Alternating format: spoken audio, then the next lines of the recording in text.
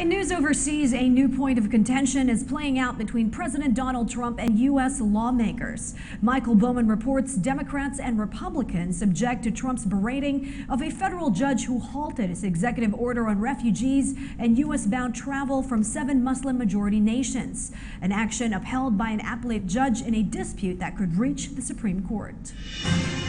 In President Trump's crosshairs is James Robart, a Seattle-based federal judge who ruled the executive order inflicts, quote, significant and ongoing harms, and that U.S. states, quote, face immediate and irreparable injury. The judge's order brought joyful reunions at American airports. Trump, meanwhile, vented his frustration, tweeting, quote, many very bad and dangerous people may be pouring into our country, a terrible decision.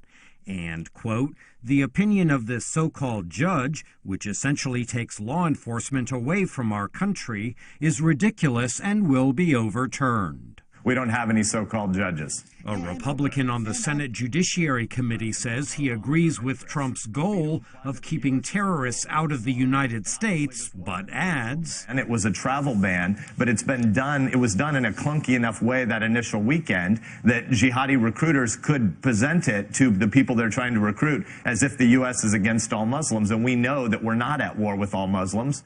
There is a difference between being bold and being rash. And when you put out an order that basically suspends the refugee program, I don't think it's a surprise there's going to be court challenges. Protection of the nation. During last year's campaign, Trump suggested a judge's Mexican-American heritage made him incapable of ruling objectively in a fraud case involving Trump University.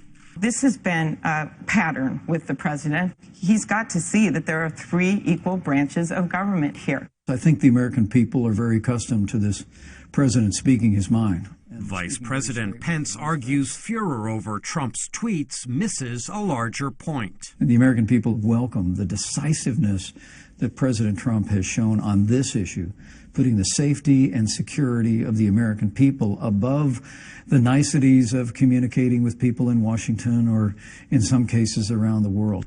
The Supreme Court could have the ultimate say in whether the president's executive order remains on hold or may proceed.